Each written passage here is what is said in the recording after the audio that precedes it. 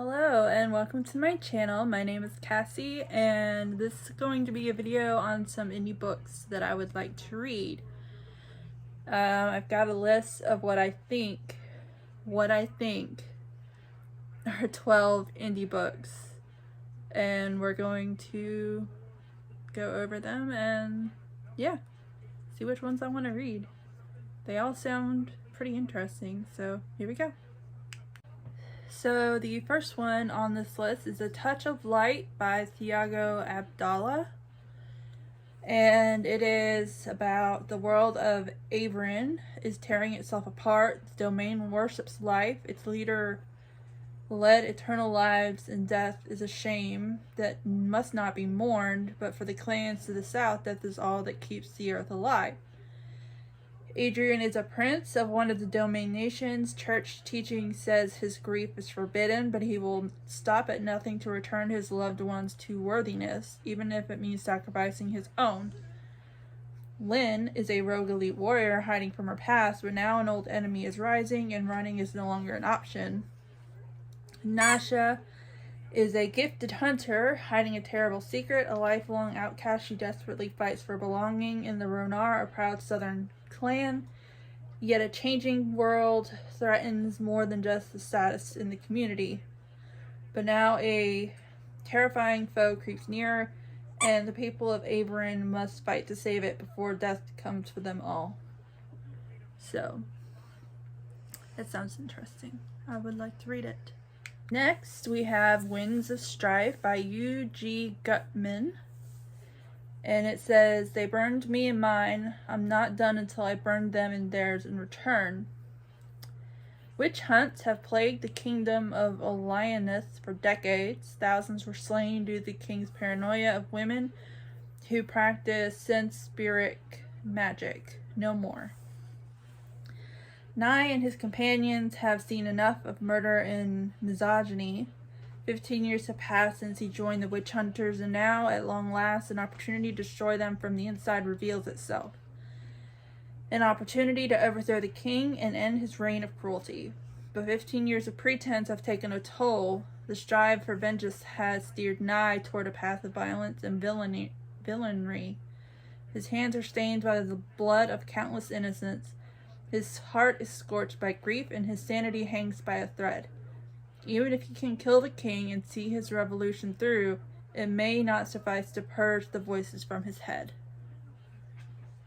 Sounds like he's got, like, a voice in his head. Sounds kind of interesting. Next is The Iron Crown by L.L. McCrae. I don't know why I can never remember the author's name. L.L. McCrae. This is like the third time I've talked about this book.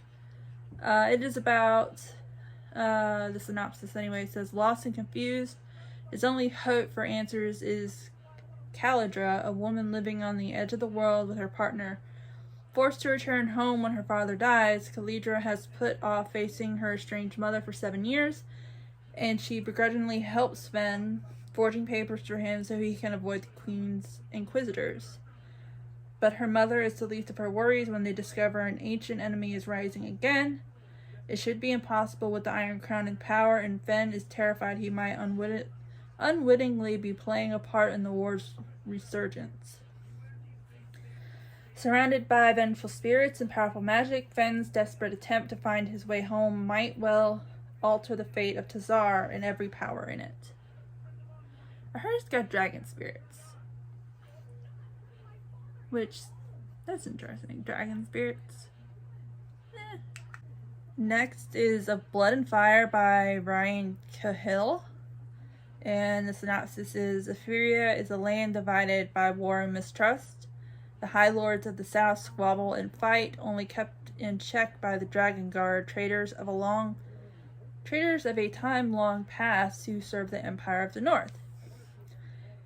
In the remote villages of southern Euphoria, still reeling from the tragic loss of his brother, Kaelin Briar prepares for the proving, a test of courage and skill that not all survive. But when 3 strangers arrive in the village of Milltown with a secret they are willing to die for, Callan's world is ripped from under him, and he is thrust headfirst into a war that has been raging for centuries. This has dragons in it. I'm excited about that. Just because it's got dragons in it. I mean, I like dragons. There's nothing wrong with that. Next, I have Dragon Mage, another book about dragons. Yay! It is by M.L. Spencer. The synopsis is Aram Wraith has the power to challenge the gods, he just doesn't know it yet. Aram thinks he's nothing but a misfit from a small fishing village in a dark corner of the world. As far as Aram knows, he has nothing with hardly a possession to his name other than a desire to make friends and be accepted by those around him, which is something he's never known. But Aram is more, much, much more. Unknown to him, Aram bears within him a gift so old and rare that many people would kill him for it, and there are others that would twist him to use for their own sinister purposes. These magics are so potent that Aram earns a place at an academy for warrior mages training to earn themselves the greatest place of honor amongst the armies of men, dragon riders. Yay! Aram will have to fight for respect by becoming not just a dragon rider, but a champion, the caliber of mage that hasn't existed in the world for hundreds of years. And the land needs a champion, because when a dark god out of ancient myth arises to threaten the world of magic, it is Aram the world will turn to in its hour of need. Dragons! Yay!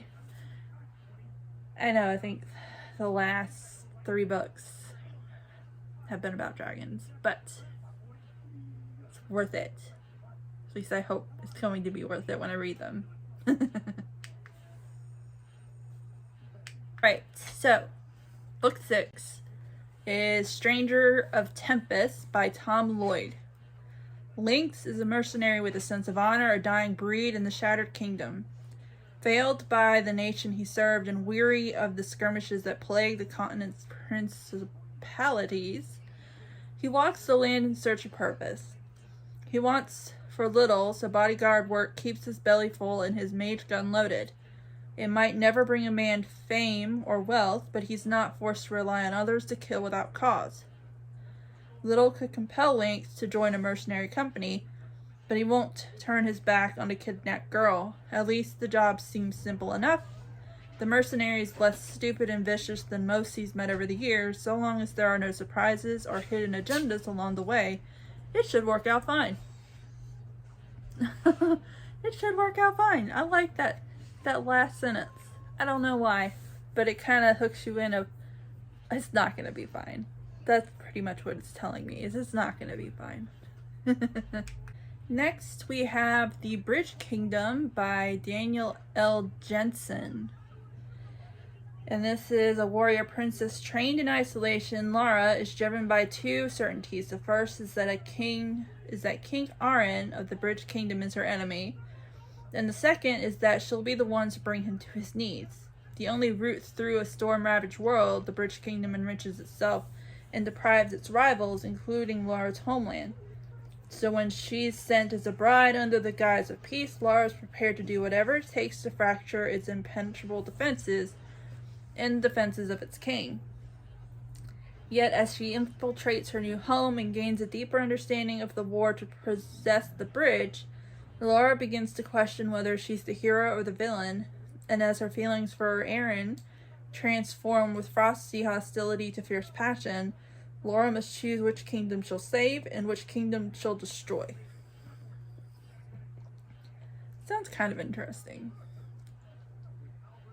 Not as big on this one as the other ones so far, but it still catches my interest. It would probably be if I'm in the mood for a fantasy romance type situation. Next is Unsold by Will White. And it says, sacred artists follow 1,000 paths to power, using their souls to control the forces of the natural world. Lyndon is unsold, forbidden to learn the sacred arts of his clan. When faced with a looming fate he cannot ignore, he must defy his family rules and forge his own path. That's all it says. It's all it really needs to say, for being honest. Next is Awakens by Elise Kova. And the Soulless Empire is one conquest away from uniting the continent, and the rare elemental magic sleeping in 17-year-old library apprentice Vahala Jarl could shift the tides of war. Vahala has always been taught to fear the Tower of Sorcerers, a mysterious magic society, and has been happy in her quiet world of books, but after she unknowingly saves the life of one of the most powerful sorcerers of them all, the Crown Prince Aldrich, she finds herself enticed into the world. Now she must decide her future, embrace her sorcery and leave the life she's known, or eradicate her magic and remain as she has always been. And with powerful forces lurking in the shadows, Valhalla's indecision could cost her more than she has ever imagined. This one would probably be another if I'm in the mood for a fantasy romance, because it kind of sounds like that. I mean, it doesn't, but you kind of know it's going to be a fantasy romance. You kind of know. And if you know, you know. So this one, I'm unsure whether or not it is an indie book or not, but we're going to go ahead and assume that it is. And it is called Rise of the Ranger by Philip C. Quaintrell. And it says, mankind has lorded over the land of Ilion for 1,000 years, building on the ruins left by the elves as if it were their birthright. 1,000 years is a long time for an immortal race to see the truth of things, a truth that has remained unsaid for a millennium. Elves are superior. They are faster, stronger, and connected to the magical realm in a way that man could never grasp. Ilion should belong to them. Unaware of the shadow that looms in the east, the 6 kingdoms of man are fractured, unallied, and clawing at each other's gates for more power. This isn't just war set to ravage the land, but a slaughter the world of man cannot hope to survive. Thrown into the heart of this war is a man known by many names, an outlander of the wilds, an assassin, a ranger. Asher was born 1,000 years ago, to a life he doesn't remember. 40 years of brutal training and killing for money has beaten the earliest years of his life away, leaving his ties to the oldest of evils a mystery to all. That sounds pretty cool. So, I'm looking forward to reading it. Then another one that I'm kind of unsure about is The Ember Blade by Chris Wooding. And it says, a land under occupation, a legendary sword, a young man's journey to find his destiny. Aaron has lived by the rules all his life. He's never questioned it. That's just the way things are. But then his father is executed for treason, and he and his best friend Cade are thrown into a prison mine, doomed to work until they drop, unless they can somehow break free. What lies beyond the prison walls is more terrifying still. Rescued by a man who hates him yet is oath-bound to protect him, pursued by inhuman forces, Aaron slowly accepts that everything he knew about his world was a lie. The rules are not there to protect him or his people, but to enslave them. A revolution is brewing, and Aaron is being drawn into it whether he likes it or not. The key to the revolution is the Ember Blade, the sword of kings, the Excalibur of his people. Only with the Ember Blade in hand can their people be inspired to rise up, but it's locked in an impenetrable vault in the most heavily guarded fortress in the land. All they have to do now is steal it. ... Sounds really interesting. I would like to read this one too. I would like to read all of the books. All of the books! You know, in due time. Because I'm a fast reader, but I'm not a large quantity reader. If that makes sense. I don't know how to explain it. Then the last book on this list is called Voice of War, and it is by Zach Argiel.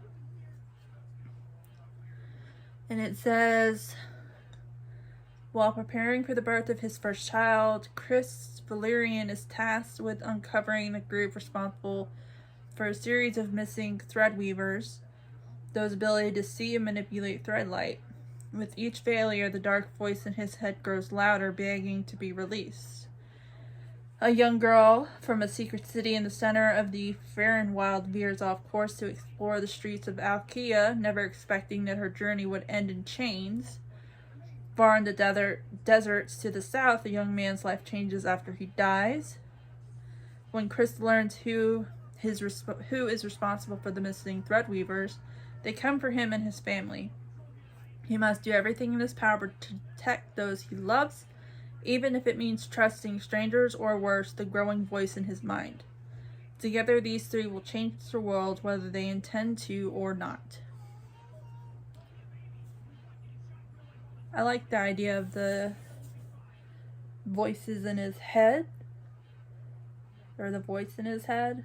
I mean, I always find that to be an interesting aspect of some books, and it's very rare to find that they have voices in their head. I don't know. I just think that it's interesting, and I really want to read it. So those are the indie books that I would like to read at some point. I have no timeline on when I'm going to read these books. It could be at any point. Do you have any indie books that you're interested in? Did I name any? Or do you have ones that I didn't list that you think that I might like or want to try out? Let me know in the comments below. And if you like this video, hit like. And if you want to see more by me, hit subscribe. Bye.